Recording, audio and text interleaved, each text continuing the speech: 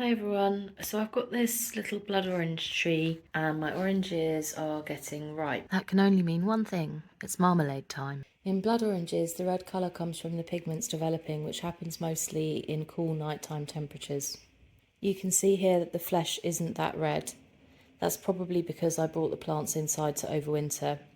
But if I compare it to a normal orange here, you can, I think, see the difference that the flesh is a deeper colour. Right, so I've got about a kilo of oranges here. So the first thing I'm going to do now is to get on and juice all of these oranges. If you don't have a juicer, all you really need is a fork to juice your oranges. So all you need to do in that case is literally pop a fork into the orange and squeeze. As you're progressing with your juicing, you'll find that you will get, in your juicer, you will get some pips and some bits of flesh. What you want to do is just pop those all into a muslin bag. Right, so I've juiced all of my oranges now. You're also going to need the juice of a lemon, that's just to help it set. My lemon was actually fairly small, so I'm going to use 2, just to make sure that I get a really good set. If you've got a large lemon, then 1 will be plenty. Right, so this is all the juice that I've got from my oranges and lemons. I'm just going to pour that into a heavy based saucepan. So you'll be left with lots of orange halves, and you'll find that you still have a little bit of flesh and some membrane in those. So the next job is to scoop out the remaining flesh and some of the pith and the membrane, and you want to pop that into your muslin bag. I'm using a grapefruit spoon to do this, which has got these teeth, serrated edges. It just makes the job a little bit easier, but a normal spoon will work just fine. So you want to make sure that your orange halves are nice and clean, like that. And if, like me, you're doing this with blood oranges have got much thinner skins than normal oranges or than Seville oranges, which are obviously quite traditional in marmalade. I've got my muslin bag now, which is filled with the rest of the insides of the oranges. I'm going to give that a little squeeze just to get some of that juice out. Then what I'm going to do, I'm just going to tie a knot in that with some food safe string. You just want to tie, you don't do anything fancy, just tie a double knot in that so it's nice and secure. Okay, I'm leaving the string quite long, that's just to help me fish it out later. I'm going to be adding 2 litres of water to this as well. So that's the first litre and litre 2. The next job is that we're going to need to cut these skins into thin strips to add into our marmalade. The thickness that you cut is really up to you if you'd like a thin cut or a thick cut style marmalade. I like mine fairly thin. And you want to try and keep your slices fairly even. I find this quite therapeutic. It does take a little while just to cut them all nice and thinly. Right, I'm going to carry on doing this and I'll come back to you when I'm nearly done. Right, so I'm on to my last orange half now. As I said, I've left most of the pith on my oranges. The pith is where most of the bitterness resides, so you know, I like that traditional bitter sweetness that you should get, I think, with a good marmalade, but if you want it sweeter, I'd recommend taking some of the pith off. Now, if these were Seville oranges, I probably wouldn't have quite as much pith left as I have on these. And Seville oranges are notoriously extremely bitter, and they're obviously what's traditionally used to make marmalade. I think marmalade is just such a cheery spread to have in the morning. Okay, so all of my peel has now been cut. You can hopefully see that that's all fairly even and finely cut.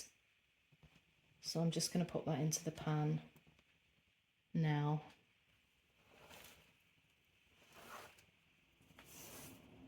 Escapees go in as well. Okay, so that's all now in the pan. So we've got all of our peel that's been thinly sliced. We've got the juice of the oranges and the juice of the lemons as well. So just a reminder, I've got about 1 kilo of oranges in here plus 2 lemons, and then of course the remainder in a jelly or muslin bag there. So I'm going to leave that to come to the boil. Once it's come to the boil, I'm then going to turn the heat down to a simmer and simmer it for around 1.5 to 2 hours until all the peels are nice and soft. In the meantime, make sure that you go and sterilise your jars and also pop a plate into the freezer to test for setting later. So my pan's now come to the boil, so I'm just going to turn that down to a simmer now and simmer that for around 1.5 to 2 hours. I'll probably check on it in about an hour, so I'll show you what it's looking like then. Okay, so we've had about an hour now, so you'll see that the volume of liquid has reduced a fair amount already, and the zest is starting to soften. I'm just going to test that with a spoon just to see how soft it is. That cuts quite easily. It's fairly soft already. I may just leave it another 15 minutes or so just to be sure. Okay, so I'm happy that my zest is soft enough for oven glove. I'm just going to take out now my muslin bag that's had the remaining flesh and pith into it. Just going to give that a little squeeze. What I'm going to do, I'm going to pop that into a jug and let that cool a little bit. I'm just going to squeeze out as much as possible of the juice, and you see you get this sort of gooey liquid. You want to try and get as much of that as you can. Right, when you're satisfied you've got as much goo as you're going to get, you want to pop that into the pot with everything else. Kind of reminds me of lemon curd or orange curd, the texture of the goo. Or Austin Powers warm liquid goo phase, if anyone remembers that. And then what we need to do is we want to add 2 kilos of sugar. If you're used to making jam, where you normally have a 1-to-1 ratio, it's going to seem like quite a lot of sugar. You need that volume of sugar with marmalade, to get that kind of classic bittersweet flavour, but also just to make sure that you get a good set. And as with all jam making, granulated sugar is best. It dissolves more slowly and more evenly. So you want to keep the heat relatively low and just let all of that sugar dissolve. So I'm going to leave that for sort of 5-10 minutes or so. I'll stir it occasionally, and you'll know that it's dissolved when it no longer feels grainy.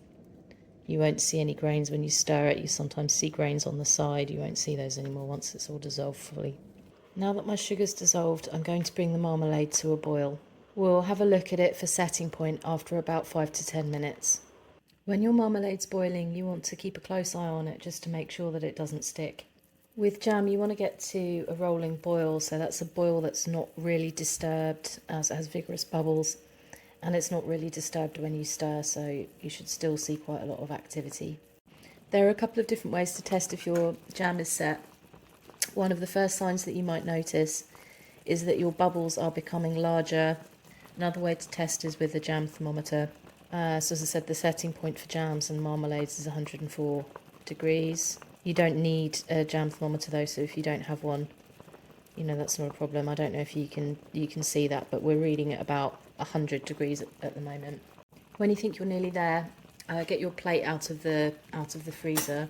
It's good to turn the jam off when you think you're ready. I know this isn't ready yet, but I just want to show you what you do. So take a little bit of your jam, marmalade in this case, pop it onto a freezer plate. You can see that's still very liquid, and then you want to push your finger through and it will wrinkle when it's done. Now you can see that this is leaving a slight trail. Hopefully you can see that. But it's not really wrinkling yet, so I know we've got another couple of minutes. Okay, I'm feeling like my bubbles are getting a little bit larger now.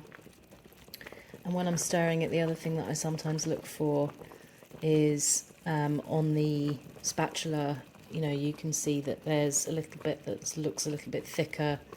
You can see that that's thicker than the last time that we tried. It's not flowing back as immediately. There's only a very slight crinkle, I'm going to leave that. I'm going to turn that back on for another 2-3 minutes. That's had another 3 minutes, and you can definitely see now that the bubbles are larger and less vigorous. I'm going to turn that off and test again for what I think is a final time. Okay, my jam thermometer is now at about the right temperature for jam. I don't think you can see that there, but that's reading, showing as reading at the jam level. Plate. And what you can do, so this is off the heat now, is you can also pop this plate back into the freezer just for a couple of minutes and then give it a test. You can always turn it back on again. Okay, so my plate's been back in the freezer just for 60 seconds or so. So you can see that hopefully you can see that there's a very clear kind of crinkle on that now. I prefer my jam with a slightly softer set, but I'm happy with that.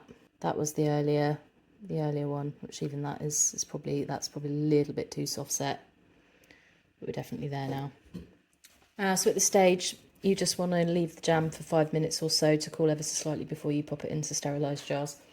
If there's a bit of scum on the top, some people will put a knob of butter in at this stage and stir it in to help dissipate the scum. You can take it out with a ladle. I find if I just give it a little stir like this now, it will dissipate naturally in the jam. And just leaving it for a few minutes there just helps also for the pieces of zest to distribute evenly in the jam. So all there's left to do now is to pop the marmalade into sterilised jars. You should use hot jars for this, as your marmalade's hot and you want to avoid any sort of thermal shock that might cause your jars to crack. Fill up to the neck of the jar like that, leave a little bit of an air gap. And then once that's done, I've used one of these, which is indispensable, I think, when you're making jams, just to save making a mess. Once that's done, then all there is to do is to pop the lid on. If it's not clean on the edges, just give it a wipe so that they don't get stuck, and then leave those undisturbed. I'm just going to fill up the rest of the jars now. So with English jams, the ratio of sugar is sufficient to preserve the jam itself. There's no need to take any further steps like water bathing, which you might need to do for some US recipes which are low sugar. A typical English jam has a ratio of a kilo of fruit to a kilo of sugar. That's enough to preserve the jam, and obviously with the marmalade here, the ratio is 2 to 1, which again is plenty to preserve the jam. So really the lids are just kind of keeping out any dirt. They should seal just with the heat from the jam itself. But if they don't, use those first. But they'll still store well. So there you go. You can see I've ended up with around 1, 2, 3, 4, 5, 6, 7 and a bit jars of different sizes of marmalade, and hopefully you can see, that's a beautiful, rich, deep colour. The colour is going to be deeper with the blood oranges than it is with a Seville orange marmalade. Okay, so it's the next day, and I just want to show you the consistency of my marmalade. So I've just got a small little pot here, and you can see hopefully that I've got a nice set on my marmalade. So I'm just going to try this now. That tastes really good. It's got a really strong orangey flavour. It's got kind of soft, subtle raspberry notes that you get with those blood oranges, and it just finishes with that hint of bitterness.